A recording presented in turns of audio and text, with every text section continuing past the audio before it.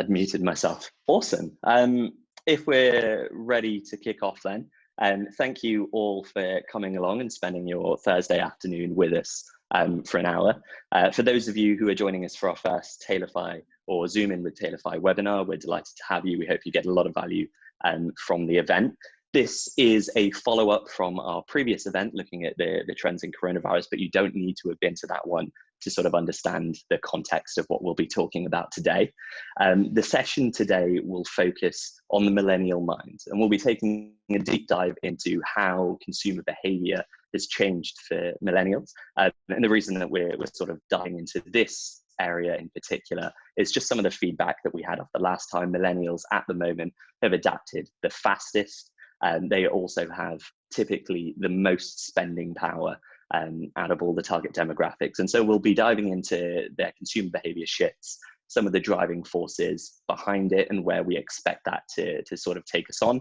And at the end, we'll hopefully impart some practical advice that you'll be able to look at and think about in terms of driving your marketing strategy forward, looking forward to the future. I guess some of you here will be new to Tailify, so I'll keep a 30-second blurb about us. We are a leading marketing agency, and we use data and psychology in order to help ambitious companies create an influencer marketing channel that can scale and deliver results over the long term. I'm Ammar. I head up the client success team here and have done for the last 6 months, which means I work with the marketing leadership teams of our clients in order to actually set the strategy and deliver these campaigns. So lots of useful insight in terms of what we're seeing in the market to deliver today. In terms of my background before Tailify, I was previously at another high-growth startup called Tessie, and I am a recovering management consultant from KPMG. And when I'm not working, you can usually find me taking long romantic walks to the nearest Starbucks. And now I'll pass you over to Esme for a quick hello. So hi, I'm Esme. I am the marketing director at Tailify. I joined about 3 or 4 months ago. Before that, I was leading the marketing strategy for the fastest growing agency in Europe. So now here at Tailify, it's kind of lead the marketing strategy, support clients with insights, research and data pieces, just to help wider strategy. And you can probably recognize me as the one with the pink hair. Although this seems to be spreading across the agency as more and more of us are dyeing our hair silly colours. So, right, we're going to kick off today. We just want to see how awake everyone is and just get everyone as engaged as possible. So we're going to see how much you've been paying attention to what's been going on this week. So I'm going to launch a poll, and that is, how many people tuned in to watch Travis Scott's live stream concert in Fortnite this week? So this is a huge live stream which happened within the Fortnite streaming game, which you saw on Twitch. We're seeing so many more sort of artists and things running these live concerts. We're seeing loads of people doing concerts and things via Instagram and Instagram Live, but it's really great to see people using this technology. And yeah, it was over 12 million people tuned in, which is just an insane number of people. One person were asking what's Fortnite, which I think you should get on that because we'll show you how exciting streaming is later on in this poll. Question number 2, we've got Carol Baskin. Now this is just to see how awake everyone is, but what do we all think? Carol Baskin. A, killed her husband. B, fed her husband to tigers. C, is a cool cat or kitten, or is a great name for ice cream. Which is quite an American thing there, I think, Baskin Roberts. I don't think I've ever been. But you guys are harsh. You guys are harsh. You think that she fed her husband to the tigers. Mean. What's your take, Ammar? Okay. Definitely think it'd be a great name for an ice cream. All right. And one final one, a bit more serious, this one. Testing of Asian markets showed a drop in preferences for dining spending. So as these markets have been developing, they've been recovering. We've been testing, McKinsey and Company tested 5,000 consumers across 7 countries, including Australia, China, Indonesia, Japan, South Korea and Thailand, and asked them what percentage of consumers reduced their preferences for dining spending?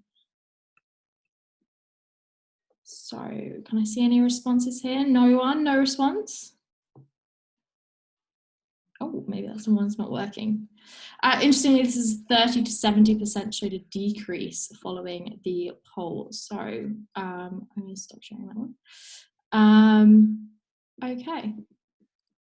But yeah, that was a really interesting increase. We're looking towards China for trends and see how things are recovering over there. So it's really interesting to see how the drop in dine-in shares have been there. So let's dive into things. Let's get into what you're actually here to learn about, which is how the world has changed. So the information that we've pulled in here has come from many different sources, from talking with our own influencers to information we've pulled together from GWI, Gartner, Mintel, Forrester reports, Forbes articles. We're kind of focusing a lot of what we're doing at the moment right now in research and looking at as many insights and understandings as possible. So these things might be things that you've heard before. These things might be things that you've heard going around a lot, but it takes 7 touch points for people to really take on this information. And what we've done here is taken the key level information that we need to be making these decisions right now, summarize them into one presentation so that you can walk away today knowing that these are the actions that I should be taking from the current trends that are going on right now. So the world has changed completely. That is undeniable. Anyone not living on a rock has seen the world change. We've completely adapted socially, economically, but also habitually. The way that we work, exercise, socialize, meet people, and pretty much every aspect of our lives has changed recently. In fact, 8 out of 10 consumers have changed their behaviors because of the virus. And if that's not a damning point to completely change your strategy and make sure that you're paying attention to how consumers are changing, I don't know what is. How can you carry on when your audience, your consumer, and the way that they are living their lives has changed completely? So an impact of this is our thinking has changed. On a fundamental level, stress and trauma change our brains and the way our brain is structured. And this changed how we're motivated. In all parts of life, we are adapting and responding in different ways due to what has recently gone on. From worrying about looming recessions to concerns of personal finances or finally finding motivation to get fit, this new regime has altered the way that we think. This has been initially driven by 3 primary forces. So we've got isolation, fear, and boredom. So when this first all kicked off, we definitely felt isolated from each other in a new way that we weren't before. People were worried about the future and bored about having to spend so much time on their own or away from people.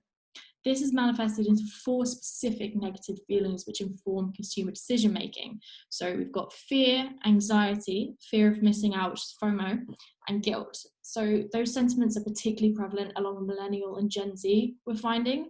They're worried about what might happen in the future, and this is driving their consumer decision making. For example, we're buying up all the toilet paper because we're worried about what's going to happen in the future and that we're not safe. We're worried about missing out, so we increase our alcohol purchases. What we're seeing here as well is the natural pendulum effect. Humans tend to overcorrect equally in other directions when presented with an extreme. For example, if we're in a desert, we don't wish that we're back at room temperature. We don't wish to be just back in a comfortable space. We dream of the Arctic. We want to be cold. We want to switch completely to the other way. So when we're feeling this fear, isolation, and boredom, what we actually crave is safety and trust in a complete extreme of the other way. So what we're seeing here is consumers shifting their decision making and shifting their driving behavior to look for these 5 core values. Now, these 5 core values existed obviously before Corona, but these are the ones we're seeing have the biggest shift during this time period now. So this is safety, relaxation, serenity, security, and simplicity. We can expect them to remain consistent values for our consumers, but the values and the extent to which we're looking for each of these has increased recently. So relaxation is opportunities where they can relax, take a break. They don't have to stress and worry about things. Safety is keeping friends and family safe.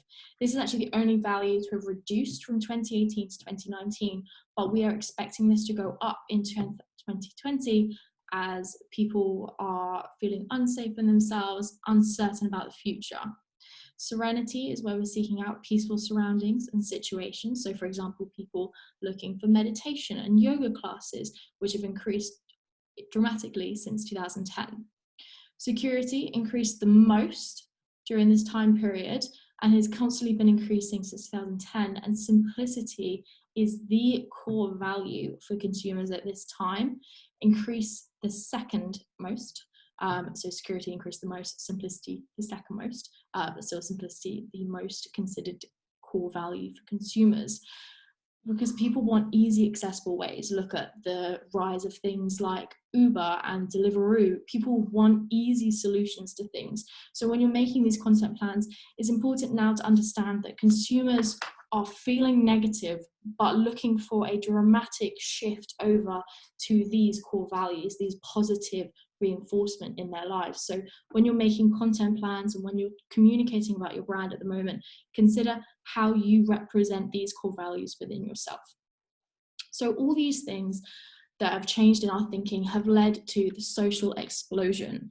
Now, of course, we've all been speaking about how much social media has increased. It increased to 61% at its peak globally, which is just insane. At first, there was a huge global shift of 27% we saw at the very start of the pandemic, but millennials actually led this shift, with 37% of them reporting higher social media usage. People are flocking to social to increase their sense of community. They want to get rid of that boredom. And we've seen an increase across the board. And particularly as we move to later phases of the pandemic, as we look to other countries and how they are reacting, we're seeing other countries with a rise in social media usage, particularly at the later stages of their pandemic phase. Now, of course, the pandemic is still going on, so we're still waiting to find out trends to how it is when it's tailing off and when it's completely subsided. So we look forward to bringing you that data when that does come out.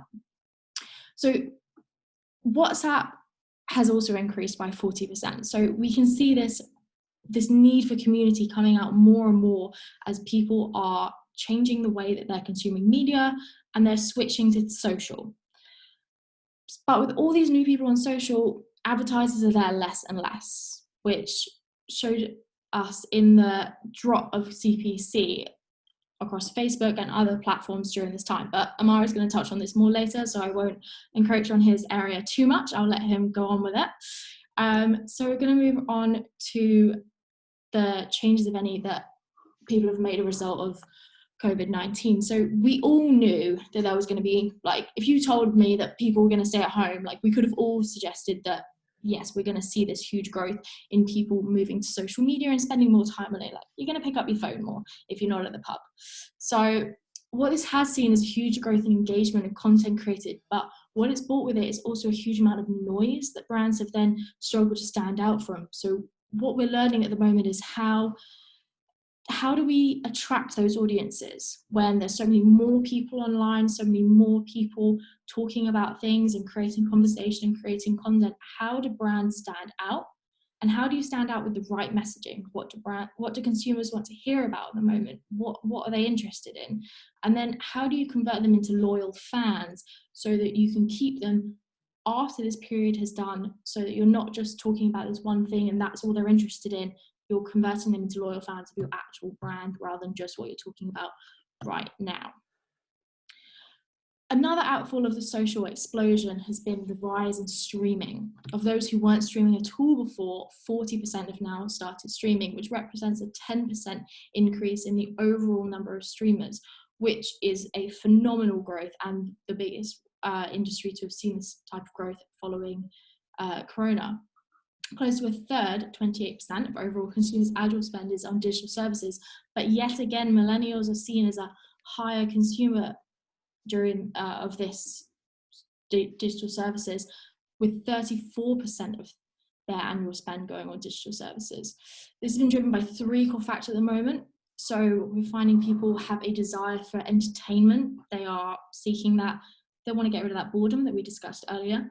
Their desire for community. They want to discuss the topics. They want to be noticed. They want to talk in creators and consume more content, but they're also seeking security and safety. The real and raw content gives a feeling of transparency, community. You know, we've seen consumers push back against celebrity content during this time because it doesn't feel relatable. It doesn't feel like they're in it with us when they're sitting in their mansions, but the real and raw content of security of streamers really does create that security and safety and that feeling of community that people are craving right now. The other factor is the opportunity for escapism. So people are looking to streaming and to these kind of media channels as how can we escape this for an hour? How can we tune into this other thing just to make ourselves happy for a bit, just to escape that negative situation that's going on right now?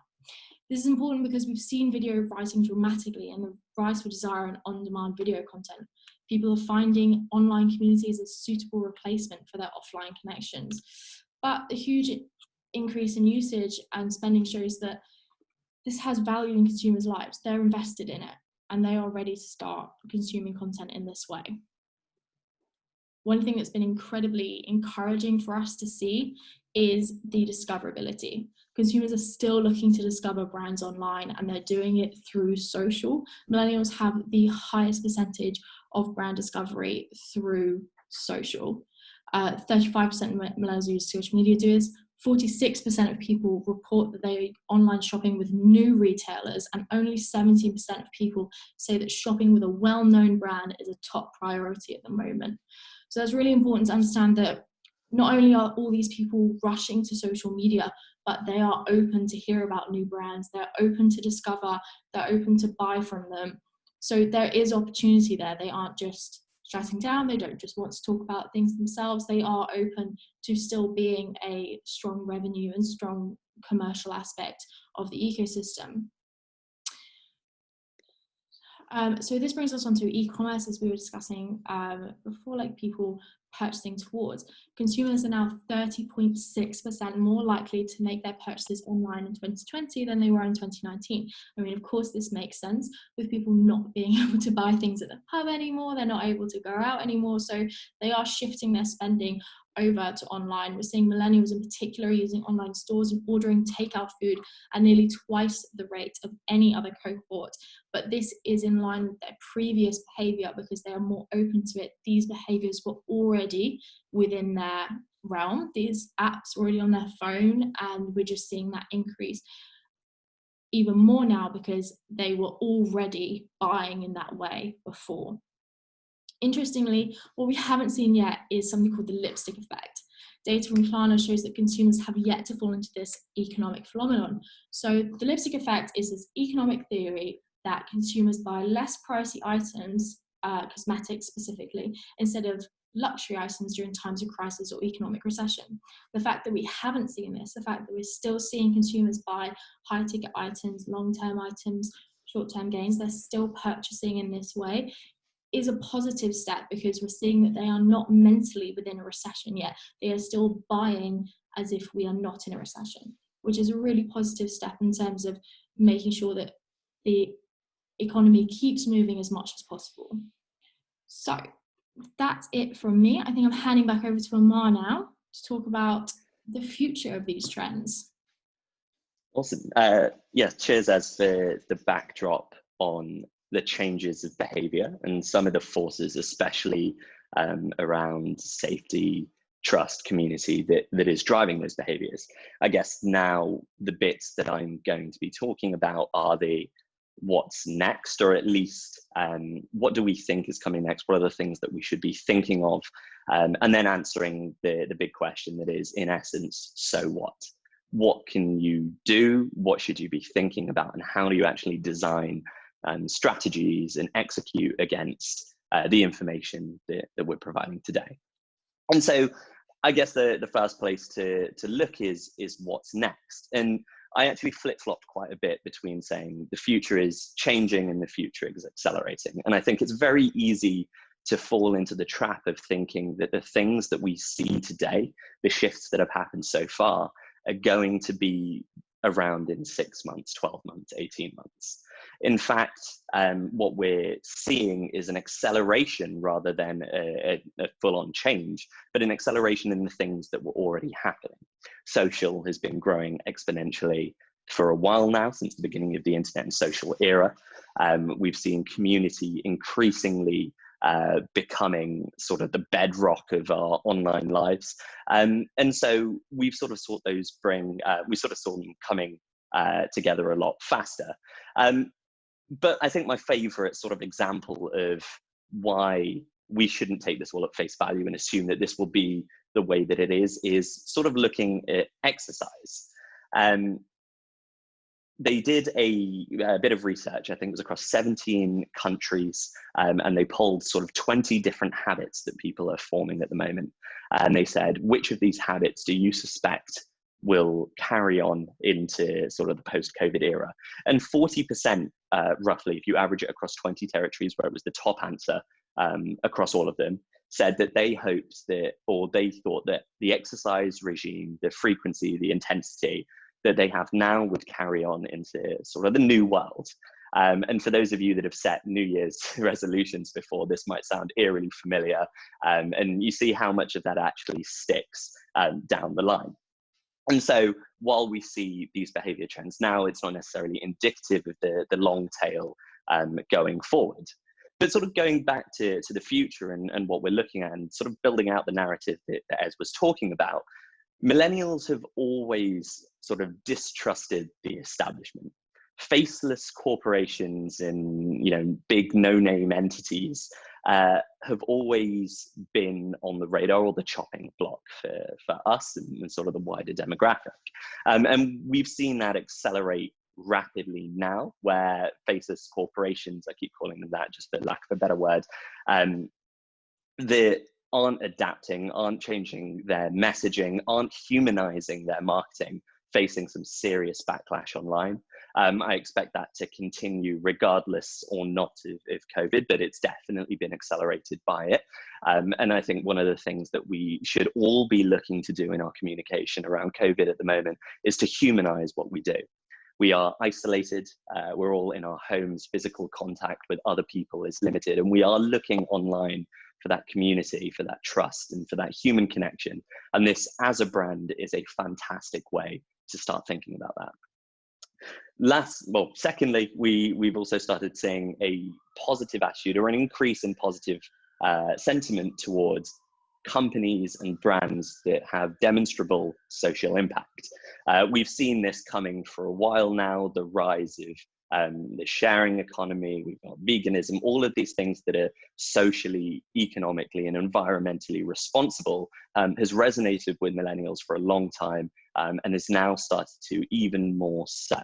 And that comes off the back of several surveys and study across multiple territories that say people are actually resonating, or people are actually influenced more by companies that are displaying that level of helpfulness, that are putting that social impact front and center. And sort of tangential to that, what I am personally most excited about seeing in the future of marketing and the way that brands put their message out is positivity-based marketing. We hopefully, when we come out of this soon, we would have lived in an era that many of us haven't experienced before, but there will have been a lot of fear, a lot of anxiety, and that's basically been pushed by brands, by media, everyone sitting there saying, I don't know what's happening, and it's not been fantastic. But on the other end, as we move towards this more positive new world, I expect the things that resonate with consumers the most, especially within that millennial bracket, is that new world, better world, positive messaging. And I'm personally very excited to see how we can start incorporating that in our campaigns today to alleviate some of that anxiety. And lastly, in terms of the future is accelerating. Ever since the internet came around, phones have been here. We are more connected as a globe than we have ever been. Social has brought us all together, and communities, borders are being continually shifted together. And so one of the things that I'm looking at deeply with clients at the moment, and one of the things that I see accelerating into the future, especially beyond COVID, is the opening of new markets, new territories, and new buyer personas.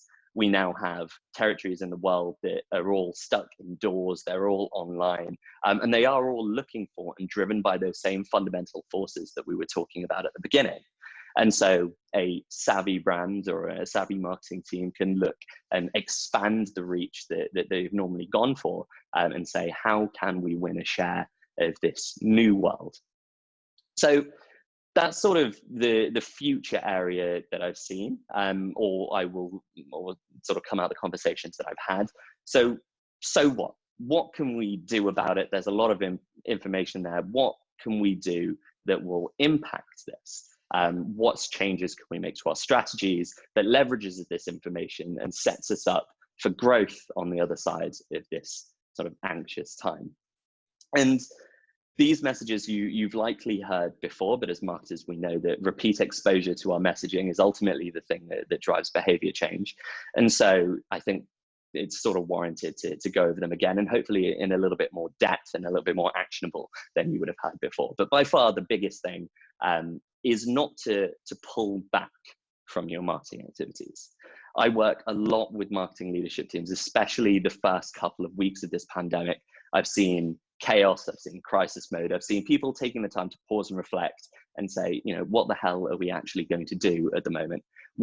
How does this affect our long-term strategy? How does it affect our messaging? What are we going to do? And so there's been plenty of consumer-facing research done, and the overwhelming majority of consumers actually approve of normal marketing or normal marketing activities. This means, barely adapted to the modern world. I think it was off the top of my head, 50% approve, 20% or 20 or 30% couldn't really care less, and 20% disapprove. So there is still a vast majority of the consumer market that is saying, I want to hear what you're saying. Consumers still have needs, brands still have solutions, and people want to hear all about this, especially considering the fact that we are very likely, or the data suggests, at least without being alarmist, that we are heading towards economic hardship. Call it a recession, call it a depression, doesn't really matter. But what we found in looking at the data from 2008, 2009, coming out of the recession, is that brands that either maintained their marketing activity and spend, or rather pivoted to pursue growth, recovered on average about 9 times faster than their counterparts that didn't. And so making sure that we're continuing to market, continuing to build mind share, build market share, especially at a time where our competitors might be taking the time to pause.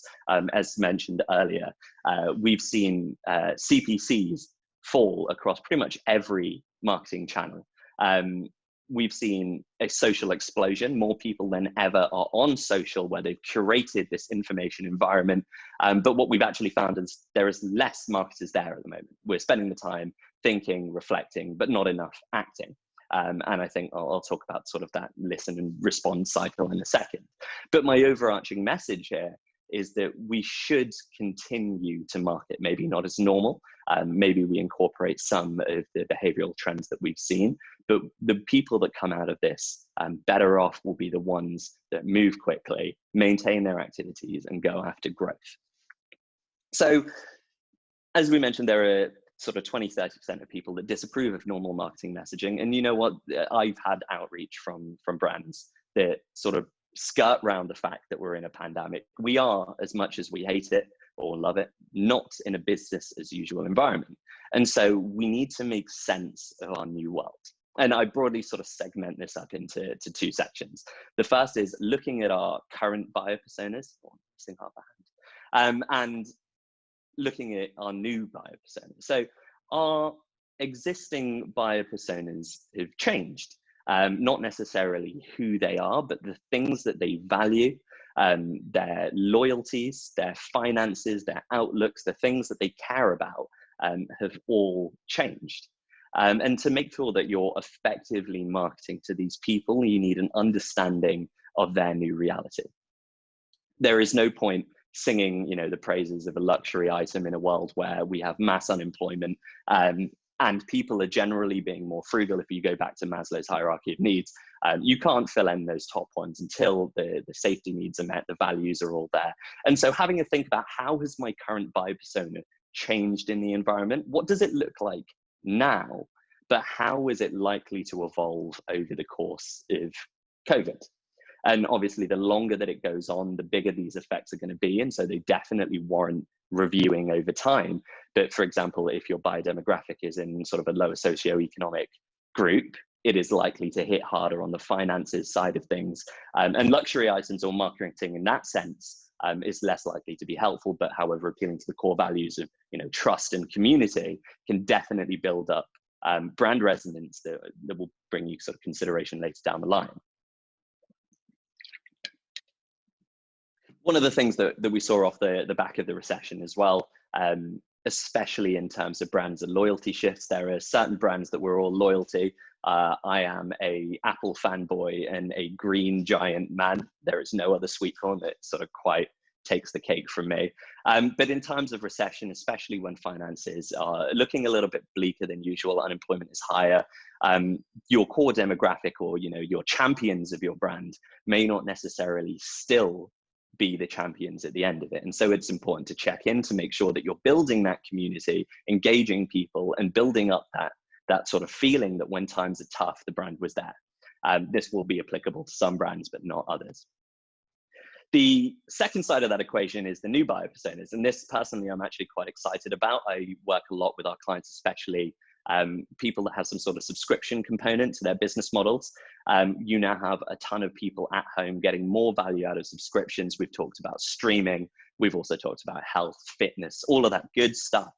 But there are now new markets that previously haven't been gone after that are now exceptionally lucrative. They're easier to target, and more importantly, they're more profitable to target. So actually sitting down with your marketing team, with your leadership team, and saying, what new opportunities have we got to chase growth? What can we do here? I recognize that some of this is sort of a bit abstract and not, you know, sit down, book this meeting with this person, but we have a range of different people on this call here. And what I'm hoping that you'll take away from this is at least the actionable points that you can then go and look at within your teams to say, does this make sense for me?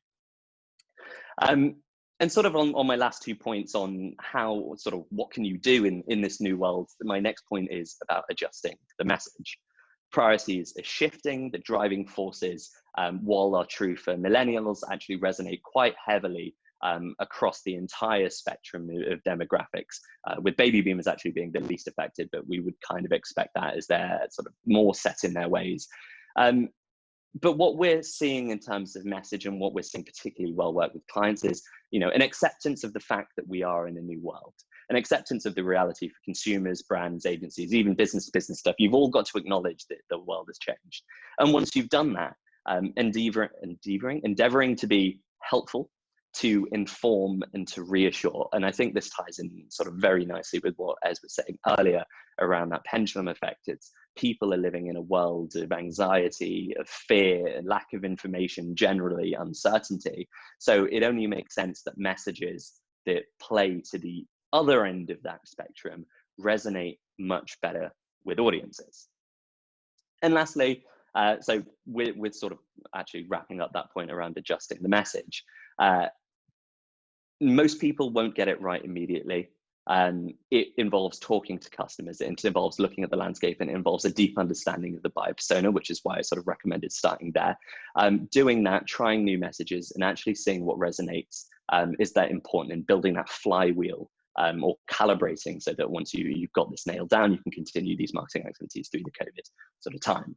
And that sort of feeds into this next point. And my last point on sort of what can you do is around listening and responding to consumers.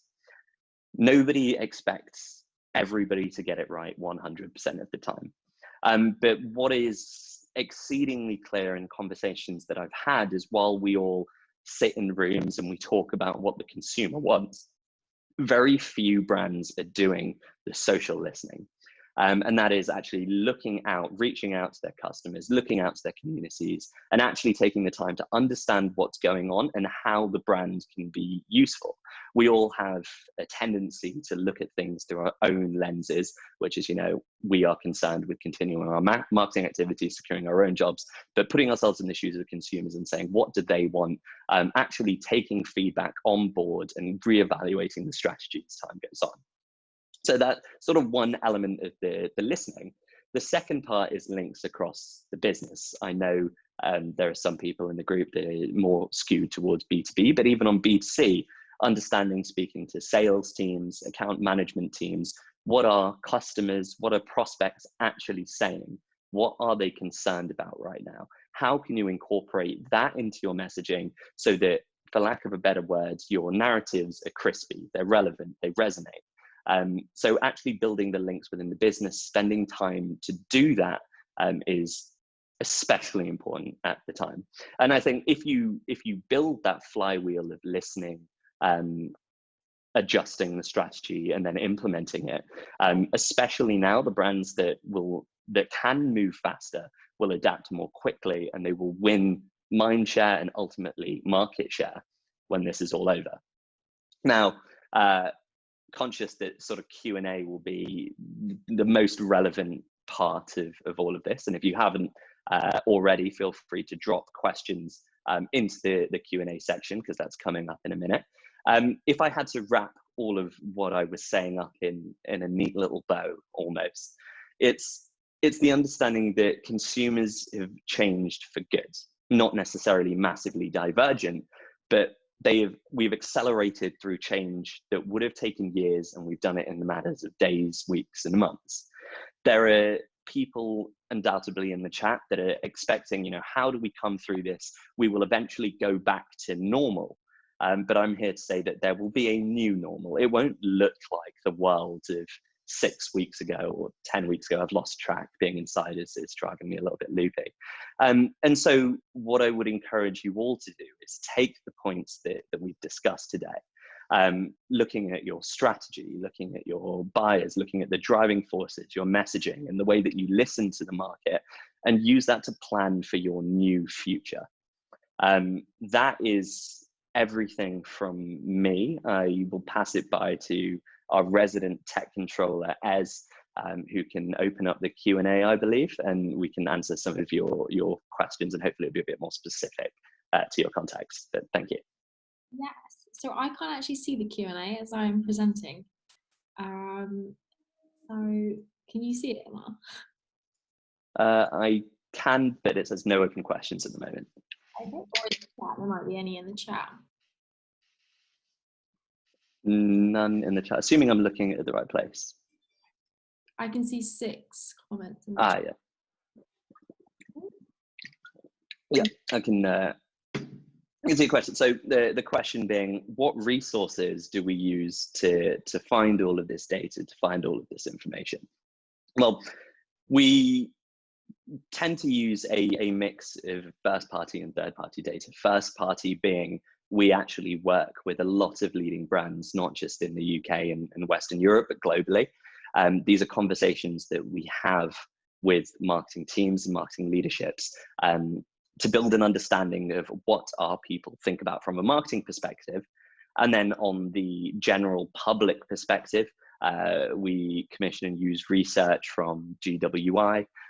We look at some of the data and reports that have come out of the back of the last recession. And what we do is we then combine that all together to build an understanding or an idea, or at least a model of what's happening now, and how that might look in 6 months and 12 months. We will continue to run webinars as we get new data, as the narrative evolves, so that everyone can sort of remain up to date. But that sort of is an idea of where we get this data from. Yeah, I think one of the most interesting sources has been also those specific reports looking at Eastern countries, particularly China, and seeing how they're recovering. That has been really interesting in terms of the data we've come out of there. So I would definitely prompt people to pay attention to global reports to inform how the future trends are looking to shift as well. We've got a question. What is the best example you've seen of other brands doing this during this time? So I'm a massive sucker for Oatly. I love Oatly. It's not just the milk. I love the brand. But Oatly's usual messaging branding is very blunt to the point. Like they're very sales heavy. It's kind of like if you imagine those Oasis campaigns that were going on a year or so ago, although they repeat them quite often, which were very much like, here's our product, buy it, and that was the copy.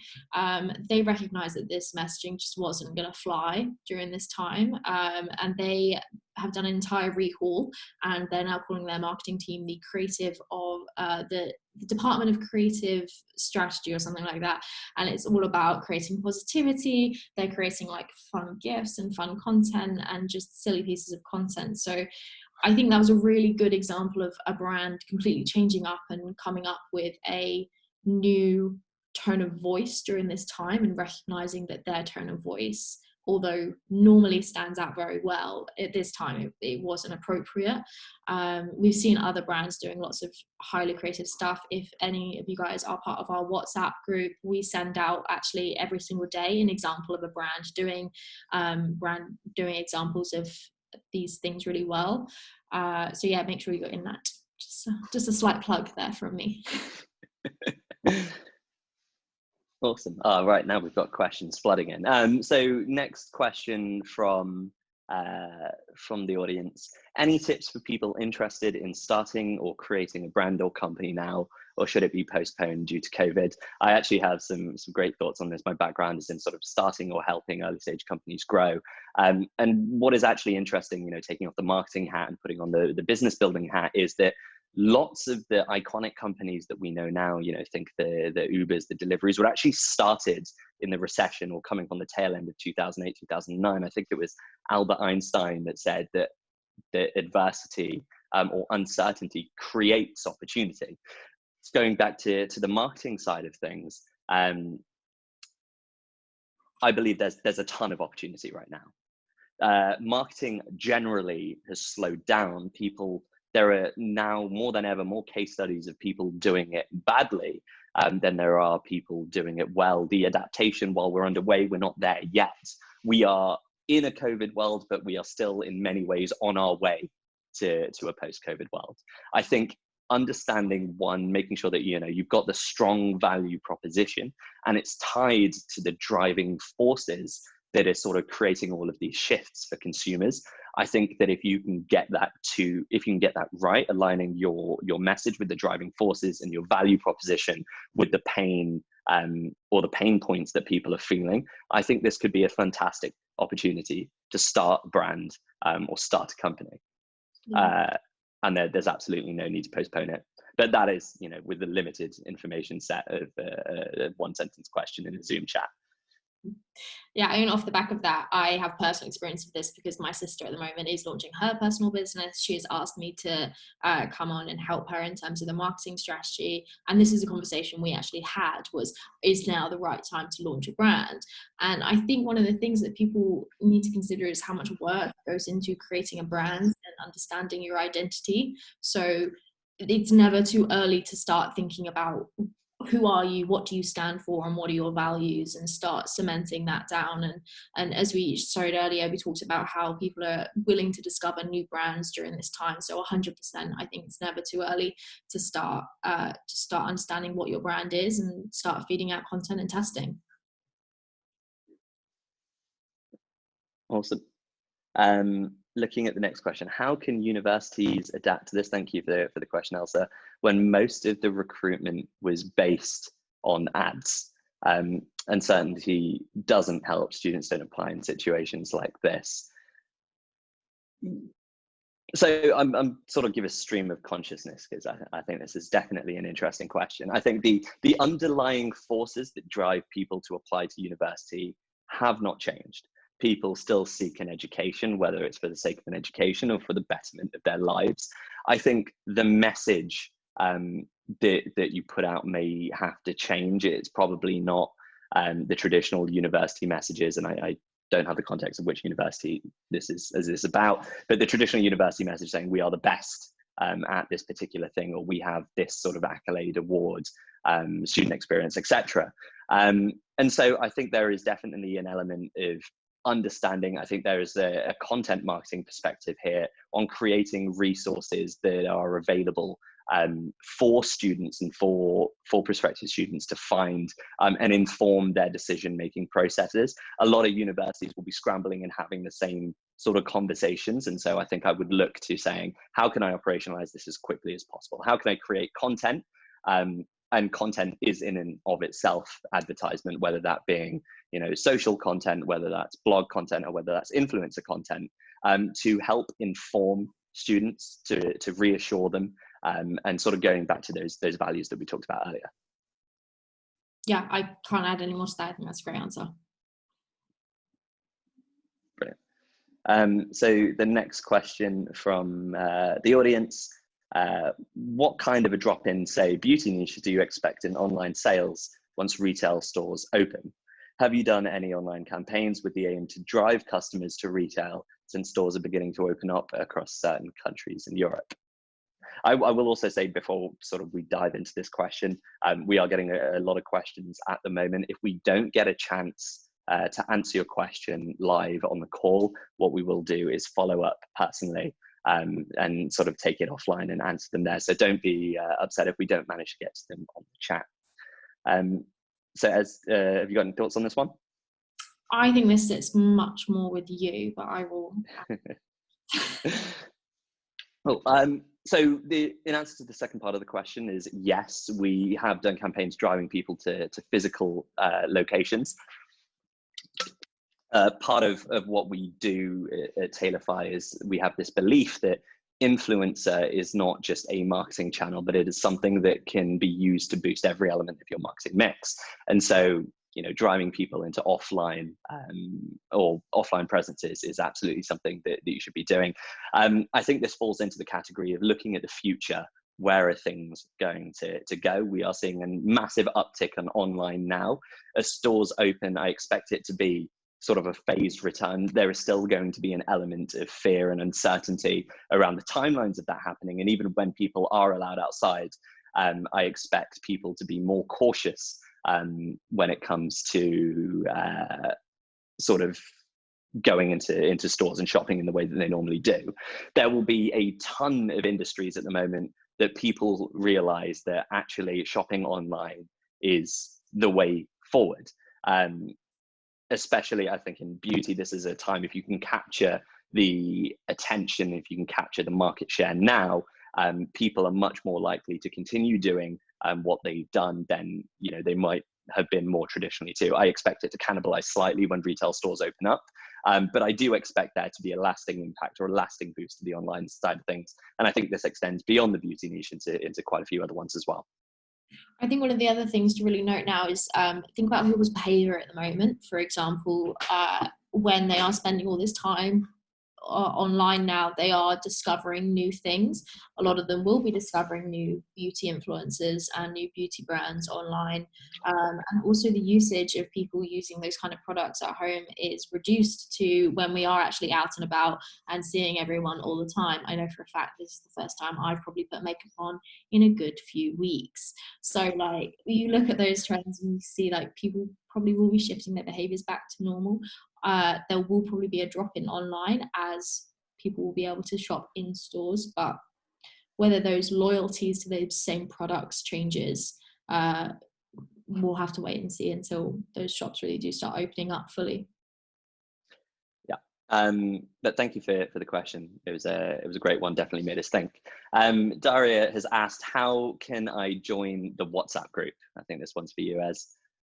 You can join the WhatsApp group by, you just text us to WhatsApp us. The number is +4494.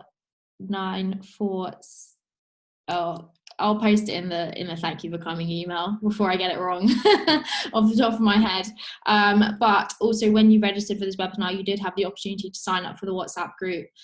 So if you did tick yes during that, you should receive a message, at least by the end of today, that says thank you for joining. All you need to do is save that number in your phone and we'll be sending out updates. They come between 9 a.m. and 6 p.m. every single day, with insights from strategy, client success, sales, myself, the whole team. So thanks. Question from Joe. What are the top trends you've been seeing right now, and which ones do you think will stick along? I suppose, well, we've definitely seen the increase in social media usage. In terms of as a brand, what I've seen is that our engagement has shifted. We get different engagement on different types of things across our social. Our Instagram has gone up massively, whereas our LinkedIn has dropped slightly, which probably relates to the job market and people searching for roles, which has been quite interesting. I am quite skeptical to think about what trends we're seeing right now versus which ones will continue, as we discussed earlier. I do think social media usage will pick up. I think that was a trend, especially with the video content that we're seeing people increase. I think that as people discover streaming or they discover a new influencer during these times, they will continue after this to continue logging in with those. Maybe not the same amount, maybe not the same consistency, but they will still continue. Your thoughts? I think there's sort of 2 or 3 points. Please start. So there's one I think that you'll love, question that's just come in as, but in terms of the top trends that I'm seeing at the moment, and I'm actually really looking forward to continuing, is positivity. The internet is a divisive place. It always has been. Just take a look at the comments on YouTube, and I think that tells us a lot about us as people. But the rise of positivity, that pendulum from fear, anxiety, and uncertainty over to supportiveness, caring, and sort of trust. I'm very much looking forward to seeing that play out. Marketing in a way that, promotes benefits rather than risk aversion, and seeing that all come out. I think video is going to continue to accelerate as a medium, for social, for content. The way that we consume information at the moment, every call that we have is a video call. I think we're going to become much more adept at using that to convey information. We're going to see online learning. We're going to see all of this stuff picking up, and that accelerating massively. One thing that is sort of an anti-trend at the moment, voice has gone down quite significantly. The podcast listening has sort of fallen off a cliff, and most people are attributing that to the fact that podcasts were my morning commute listen. I'm very much excited, and I'm still very, very bullish on podcast and podcast marketing in a post-COVID world. But that's just my personal opinion. We'll have to see where that goes. We've had a request to start a podcast. We have a lot on plate, but I think it'd be useful. This is why I was laughing. I'll let you have this one. So these webinars are being turned into a podcast, so you will be able to listen back to them. And we are looking to get more guests on. Actually, I can share this with you now. This just in. Our next webinar is going to be with a guest. We've got Eric Partaker joining us, who is a fantastic life coach. He actually gave us an internal session for Tailify a couple of weeks ago. And for me personally, it's completely transformed the way that I work and the way that I structure my day. And it's been really, really productive. So he's going to be joining us on the 13th in our next webinar, and that will be turned into a podcast. And then when we come back to our office, we have a very exciting new podcast room that has been built, and Tailify will be launching our own podcast to get some of those insights and bring in some of these specialists who are finding these things out to share with you guys, just the latest things that are going on and how to change your business to react to them. That's a really interesting question. I suspect this may have been written by someone at Tailify, so I'll keep it very broad. But being a data and psychology company, what have you learned that helps you understand influencer marketing better? This is a very exciting question for me, and we're doing a lot of work as a company at distilling down, not just focusing on influencer marketing, but focusing on influence, which is ultimately the thing that underpins everything that we do in marketing. At the moment, we have data. We have social data that tells us where attention is. We can see who's viewing what, who's engaging with what content. But that is only half the battle. Psychology and understanding, what is trust at scale and how do we build that into our marketing endeavors to drive behavior change is sort of our new frontier that we're exploring at the moment. Overwhelmingly, what we've learned is that a combination or data by itself is half the battle, but that combination with psychology, that combination of understanding trust and human influence actually is the tipping point at which marketing campaigns become so much more effective, or generate a disproportionately large return on marketing investment. So I'm sort of excited from that. That's sort of our key learnings, and we're excited to tell you more about that over the coming weeks and months. Hopefully that answers your question. We have one last question, I think we'll probably get in time. It's from Hannah, who asks, what is the right way to approach making a large-scale business seem less faceless? Currently working on a supermarket campaign, we changed the strategy towards donation, towards food banks, but received backlash because we asked the public to donate instead of doing it ourselves. Is there a better way to approach seeming more human as a big brand? I think that's really difficult. I think that backlash can make us immediately feel like, oh, like I want to pull back, I don't want to do this. But I think one of the big things about this is making your intentions known and earning back that trust that consumers are dropping back at the moment, being very transparent and communicate as much as possible with them about the stages, the processes.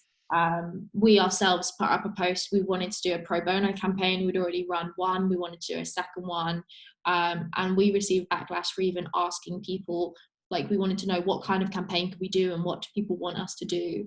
And we received backlash for that. So I think you're always going to run into some people who have an issue with brands because they just don't trust them. But being transparent, being open, continuing the communication and making sure that you are standing by your intentions and that you are doing that good stuff, no one can fault you for doing that. I need you to repeat the first part of the question, or maybe you can answer that part. Yeah, so I think there's two parts here, and it's an interesting question, and I love these kind of questions because if it was super easy, everyone would be doing it and it would therefore be useless. I think the first part is the first part of the question is how do you seem less faceless? But I think what I actually prefer is how you phrased it at the end of the question, which is how should I be less faceless, but how can I be more human?